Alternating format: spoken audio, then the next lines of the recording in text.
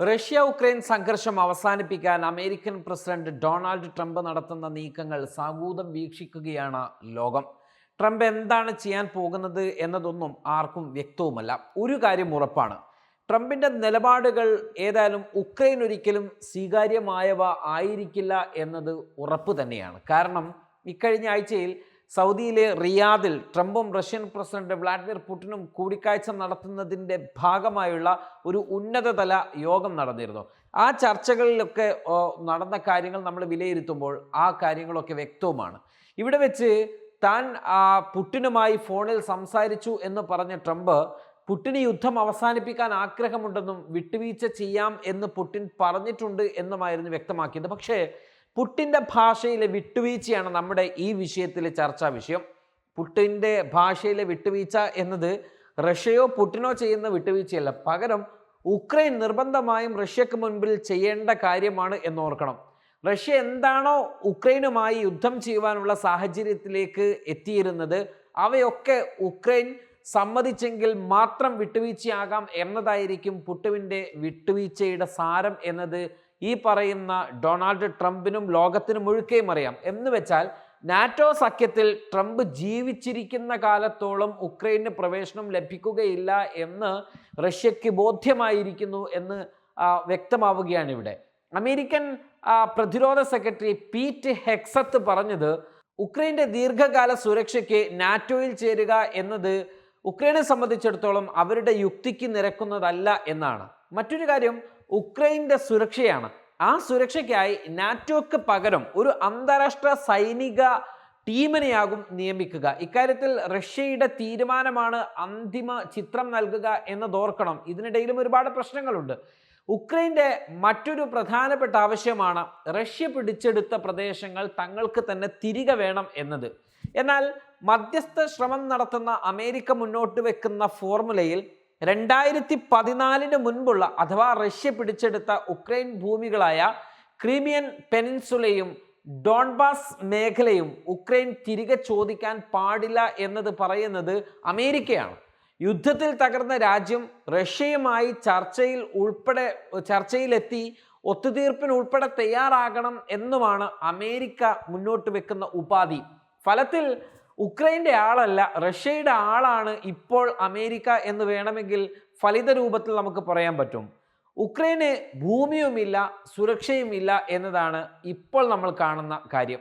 മറ്റൊരു പ്രധാനപ്പെട്ട കാര്യം, ഉക്രൈൻ്റെ ധാതു സ്വത്തുകൾ ഉള്ള ഭൂമി അമേരിക്ക ഇപ്പോൾ ആവശ്യപ്പെട്ടിരിക്കുന്നു എന്നതാണ്. അഥവാ ബൈഡൻ ഭരണകൂടം ഭാരിക്കോരി ബില്യൺ കണക്കിന് ഡോളറുകൾ ഉക്രൈന് നൽകിയിരുന്നു.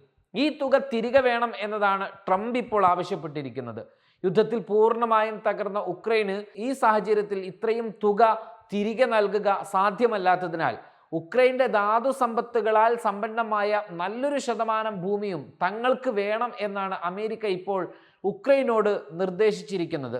ഇത് സംബന്ധിച്ചുള്ള കാര്യങ്ങൾ ചർച്ച ചെയ്യുന്നതിന് വേണ്ടി അമേരിക്കയുടെ തന്നെ ട്രംപ് നിയോഗിച്ച ട്രംപിൻ്റെ വിശ്വസ്തനായിട്ടുള്ള ട്രഷറി വിഭാഗം മേധാവിയെ തന്നെ ട്രംപ് ഉക്രൈനിലേക്ക് അയക്കുകയും ചെയ്യുകയുണ്ടായി. അത് വലിയ വാർത്തയായിരുന്നു.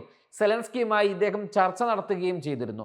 ഈ ഭൂമി വിട്ടു നൽകുകയല്ലാതെ സെലൻസ്കിക്കും ഉക്രൈനും മുൻപിൽ മറ്റു വഴികളൊന്നും തന്നെ ഇപ്പോഴില്ല.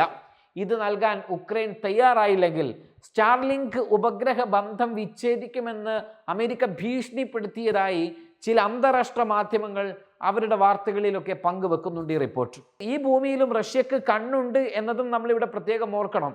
മുകളിൽ ഉക്രൈൻ്റെ സുരക്ഷയ്ക്ക് നാറ്റോ സേനയ്ക്ക് പകരം മറ്റൊരു അന്താരാഷ്ട്ര സുരക്ഷാ സേന എന്നാണ് അമേരിക്ക പറഞ്ഞു വെച്ചത്. ഇതിലൊരു കൗതുകവും അല്ലെങ്കിൽ ഒരു അപകടവുമുണ്ട്. ഇവിടെയാണ് നമ്മൾ ഓർക്കേണ്ടത്. അഥവാ ഈ ഭൂമി നിർബന്ധിതാവസ്ഥയിൽ അമേരിക്കക്ക് കൈമാറേണ്ടി വന്നാൽ പകരം ഉക്രൈനും സെലൻസ്കിയും മുന്നോട്ട് വെക്കുന്ന ഉപാധി അമേരിക്കൻ സൈനിക സുരക്ഷയാവാം എന്നതായിരിക്കും. കാരണം അവിടെ നാറ്റോ സഖ്യത്തെ പ്രവേശിപ്പിക്കാൻ ഒരിക്കലും ഇവർ ആഗ്രഹിക്കില്ല, അഥവാ അതിന് റഷ്യ സമ്മതിക്കുകയുമില്ല. അങ്ങനെയെങ്കിൽ തങ്ങളുടെ ഭൂമി കൈവശം വെക്കുന്ന അമേരിക്ക തന്നെ ഞങ്ങൾക്ക് സുരക്ഷ നൽകട്ടെ എന്നൊരു ഉപാധി, അത് ഉക്രൈനെ കൊണ്ട് തന്നെ സമ്മതിപ്പിക്കുക അല്ലെങ്കിൽ പറയിപ്പിക്കുക എന്നതാണ് അമേരിക്ക ഇവിടെ തന്ത്രപരമായി ഉപയോഗിക്കുന്നത്. ആ തന്ത്രം ഉപയോഗപ്പെടുത്തുകയാണ് ഇവിടെ. ഈ കുതന്ത്രം റഷ്യ തിരിച്ചറിയുന്ന ഘട്ടത്തിലാണ് ഇതിൻ്റെ അടുത്ത ട്വിസ്റ്റ് നടക്കുന്നത്. യാഥാർത്ഥ്യം ഉക്രൈനിൽ നാറ്റോ എന്നതല്ല, മറിച്ച് അമേരിക്കയുടെയോ പുതുതായി രൂപം കൊടുക്കുന്ന സൈനിക ടീമിൻ്റെയോ ഏതെങ്കിലും ഒരു വിങ്ങുകളെ വിന്യസിക്കുന്നത് സംബന്ധിച്ച് ഒരു ചർച്ചയ്ക്കും റഷ്യ സമ്മതം മൂളില്ല എന്ന് ഏതാണ്ട് ഉറപ്പാണ്. അപ്പോഴാണ് നമ്മൾ പറഞ്ഞ അടുത്ത ട്വിസ്റ്റ് നടക്കേണ്ടത്. റിയാദ് ചർച്ചയിൽ ഉക്രൈൻ്റെ ഊർജ മേഖലകൾ ആക്രമിക്കുന്നതിൽ നിന്ന് പിന്നോട്ട് പോകണം റഷ്യ എന്ന് അമേരിക്ക റഷ്യയോട് ആവശ്യപ്പെടുന്നുണ്ട്. അതിന് റഷ്യ നൽകിയ മറുപടി അത്തരം മേഖലകളൊക്കെ തങ്ങൾ ആക്രമിച്ചിട്ടുണ്ട് എന്ന് ഏതെങ്കിലും റിപ്പോർട്ടുണ്ടോ എന്നാണ് അവർ ചോദിച്ചത്. അതിനർത്ഥം തന്നെ നമ്മൾ മനസ്സിലാക്കേണ്ടത് അമേരിക്ക സൗഹൃദമൊക്കെ നടിക്കുമെങ്കിലും ആ സൗഹൃദത്തിൽ അത്ര പെട്ടെന്ന് വീഴാൻ തങ്ങൾക്ക് ഉദ്ദേശമില്ല എന്നാണ്. ഇനി അറിയേണ്ടത് ട്രംപിൻ്റെ ചർച്ച മുന്നോട്ട് പോകുമ്പോൾ അത് നിലക്കുന്ന ഒരു ഘട്ടം വരാനുണ്ട്. അതെവിടെയാണെന്നതാണ്. പ്രധാനമായും 1997 ഉടമ്പടി പ്രകാരമുള്ള സ്ഥലങ്ങളിലേക്ക് മാത്രമായി നാറ്റോ സൈന്യത്തെ പിൻവലിക്കുക, യൂറോപ്പിൽ നിന്നും അമേരിക്കൻ ആണവായുധങ്ങൾ ഒഴിവാക്കുക എന്നീ ആവശ്യങ്ങൾ റഷ്യ ഇപ്പോൾ മുന്നോട്ട് വെച്ചു കഴിഞ്ഞു. ഇത് ഒരു സമ്മർദ്ദമാണ്. ഇതിന് ട്രംപ് സമ്മതം മൂളുമെന്നും തോന്നുന്നുമില്ല. അങ്ങനെ വരികയുമില്ല. റഷ്യക്ക് മുൻപിൽ നിബന്ധനകൾ വെക്കുമ്പോൾ സമ്മർദ്ദം ഒഴിവാക്കാൻ റഷ്യയും നിബന്ധനകൾ മുന്നോട്ട് വെക്കും. ഫലത്തിൽ ഇപ്പോൾ റഷ്യൻ ആവശ്യങ്ങൾക്ക് മേൽ പച്ചക്കൊടി ഉക്രൈൻ വിഷയത്തിലും അമേരിക്കയും കാണിച്ചു തുടങ്ങി. ഏതായിരുന്നാലും ചർച്ചകൾ ഇങ്ങനെ പുരോഗമിച്ചു കൊണ്ടിരിക്കുകയാണ്.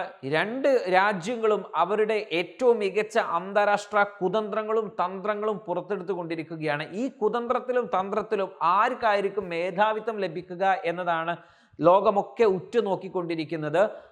റഷ്യയുമായുള്ള സംഘർഷത്തിൽ നിന്ന് ഉക്രൈനെ പിന്തിരിപ്പിക്കലല്ല അമേരിക്കയുടെ ലക്ഷ്യം എന്നത് വ്യക്തമാണ്. ഉക്രൈൻ്റെ മണ്ണിൽ റഷ്യ കണ്ണുവെക്കുന്നതിന് മുൻപ് തന്നെ, അല്ലെങ്കിൽ റഷ്യ ആ മണ്ണ് കൈവശപ്പെടുത്തുന്നതിന് മുൻപ് തന്നെ ഉക്രൈനെ പ്രലോഭിപ്പിച്ചും അതല്ലെങ്കിൽ ഭീഷണിപ്പെടുത്തിയും ആ മണ്ണ് സ്വന്തമാക്കുക എന്നൊരു കുതന്ത്രം ഒരു ഭാഗത്തുണ്ട്. അതോടൊപ്പം തന്നെ അതുവഴി തങ്ങളുടെ അധീനതയിലുള്ള അല്ലെങ്കിൽ തങ്ങളുടെ ചൊൽപ്പടിക്ക് നിൽക്കുമെന്ന് അമേരിക്ക കരുതുന്ന, ഭീഷണിപ്പെടുത്തുന്ന ഉക്രൈനിൽ തങ്ങളുടെ സൈന്യത്തെ ഏത് വിധേനയും എത്തിക്കുക എന്നൊരു കുതന്ത്രം അങ്ങനെ വന്നാൽ വരും ഭാവിയിൽ റഷ്യയുമായുള്ള ഒരു സംഘട്ടനത്തിലേക്കോ മറ്റോ അല്ലെങ്കിൽ റഷ്യയെ സമ്മർദ്ദപ്പെടുത്തുന്നതോ അസ്ഥിരപ്പെടുത്തുന്നതോ ആയിട്ടുള്ള നീക്കങ്ങൾക്ക് ഈ ഭൂമിയിൽ നേരിട്ട് ഞങ്ങൾക്ക് ഇടം ലഭിക്കും എന്ന ഒരു കുതന്ത്രം കൂടിയാണ് അമേരിക്കയെ സംബന്ധിച്ചിടത്തോളം അമേരിക്ക മുന്നോട്ട് വെക്കുന്നത്. ഈ കുതന്ത്രം റഷ്യ എങ്ങനെ തിരിച്ചറിയുമെന്നതാണ് റഷ്യയുടെ വിജയം.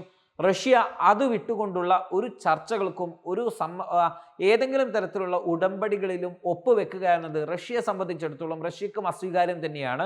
റഷ്യയെ സംബന്ധിച്ചിടത്തോളം ട്രംപിനെ തൻ്റെ മൈ ഫ്രണ്ടായി വിശേഷിപ്പിക്കേണ്ട ഗതികേടൊന്നും റഷ്യൻ പ്രസിഡന്റ് വ്ളാഡിമിർ പുടിൻ ഏതായാലുമില്ല. പുടിൻ റഷ്യ വിട്ടിട്ടും കാര്യം വിട്ടിട്ടും കളിയുമില്ല. സത്യം പറഞ്ഞാൽ പുടിൻ്റെ കയ്യിലെ ഒരു കളിപ്പാവ മാത്രമാണ് ട്രംപ് എന്നതാണ് റഷ്യക്കാരുടെ വിചാരം. ആ വിചാരം അവർക്ക് മേൽക്കോയ്മ ലഭിക്കുമോ എന്നതാണ് നമ്മൾ കാത്തിരിക്കുന്നത്. Way2Nikah.com, the exclusive Muslim matrimonial site.